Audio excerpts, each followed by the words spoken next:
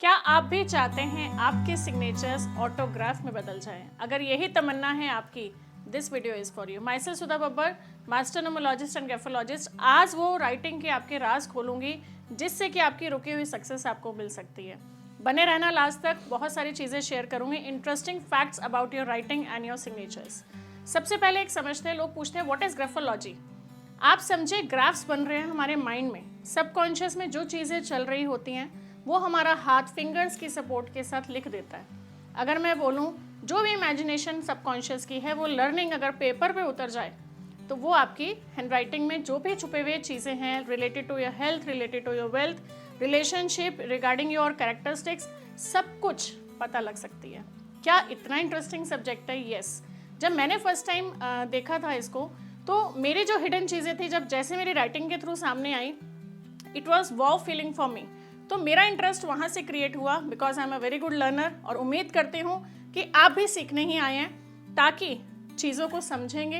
Practical है ये science, और उन चीज़ों की सपोर्ट से आपकी लाइफ में जो रुके हुए आपके काम हैं वो चल पड़े। सो दिल थाम के पेपर और पेन लेके बैठिएगा।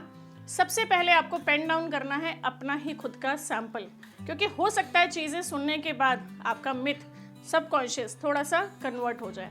सैंपल लेना है कैसे? बिना लाइन का पेपर लेना है, मीन्स जिसमें लाइन ना हो।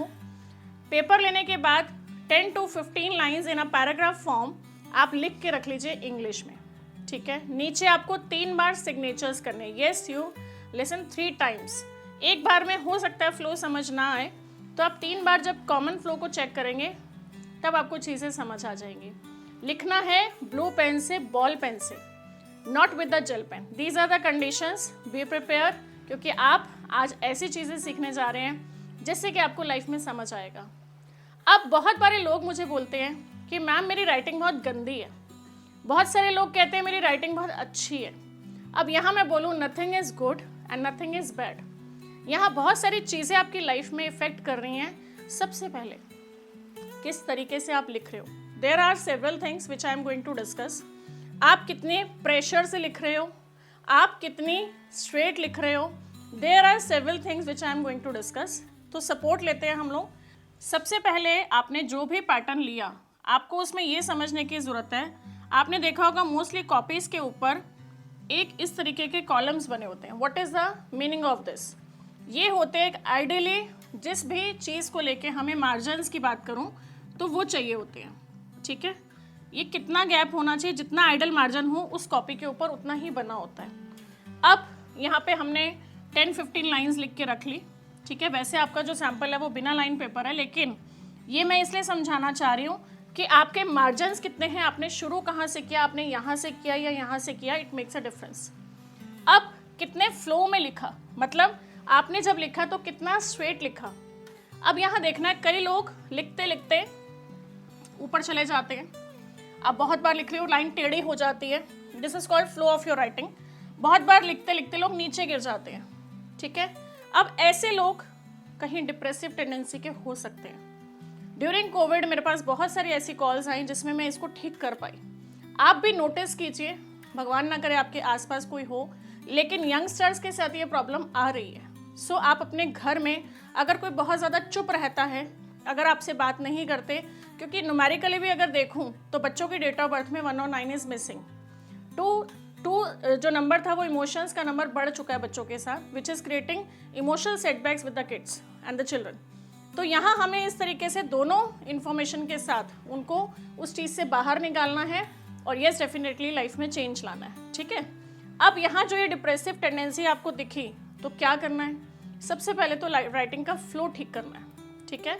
Guide them to write properly, guide them to write on the line, जिससे कि उनकी लाइफ में वो जो इमोशनल सेटबैक्स हैं वो खत्म हो, डिप्रेसिव टेंडेंसीज खत्म हो।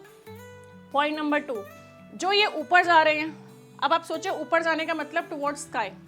अब स्काई पे जाने का मतलब है बहुत ज़्यादा अपने आप को सक्सेस की तरफ लेके जाने का पागलपन, ठीक है। आप देखिए ऐसे लोग दिन और रात मेहनत करते हैं, बहुत पैशनेट काम करते हैं, लेकिन उनका वो पैशन उनको कहीं ना कहीं यहाँ से परेशान और बीमार भी करता है, because excess of everything is bad, ठीक है।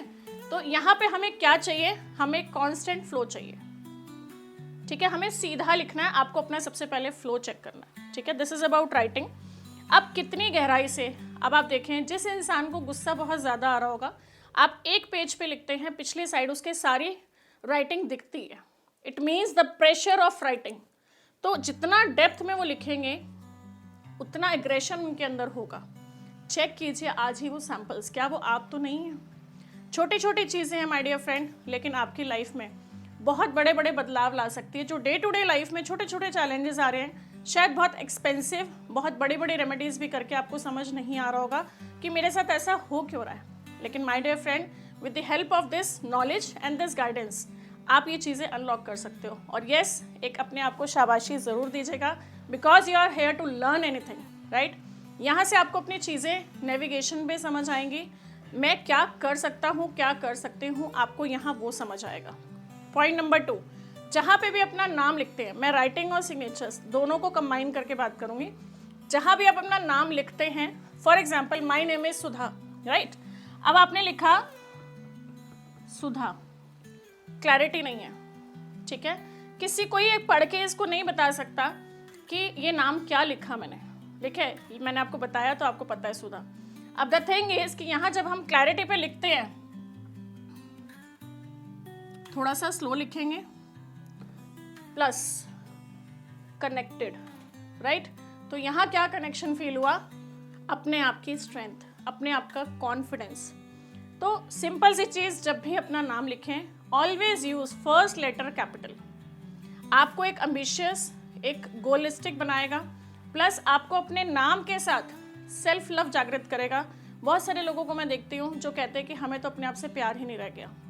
सो यहाँ ये चीज़ें आपके छोटे छोटे काम कर रही हैं। प्लस जो लोग अपना सिर्फ फर्स्ट लेटर इनिशियल लिख देते हैं, फॉर एग्जाम्पल मैंने लिखा S.बब्बर, कैसे लिखा मैं उस पर नहीं जाऊँगी, लेकिन यहाँ क्या लिखा, सबसे पहले तो डॉट। अब डॉट आप लगाते कब हैं, जब आप एक सेंटेंस को फिनिश करते हैं, देन यू यूज डॉट। तो यहाँ क्या किया, सबसे पहले तो आपने अपने आप को होल्ड कर लिया। देखिए कहीं नाम के साथ आपके फुल स्टॉप तो नहीं है, कहीं आपके ब्रांड नेम के साथ फुल स्टॉप तो नहीं है। ये क्या करेगा, प्रोग्रेस, ऐसा नहीं कि काम नहीं कर रहे हो, तरक्की नहीं कर रहे हो, लेकिन जितना आप एक्सपेक्ट करते हो उतनी चीज़ें वो होल्ड करके चलेगा। So point number 1, remove the dot after your name, after your companies name, right. अब सेकेंड चीज़, आपने अपने फर्स्ट नेम को सिर्फ इनिशियल लिख दिया, आपने क्या किया, अपनी आइडेंटिटी को हाइड कर दिया।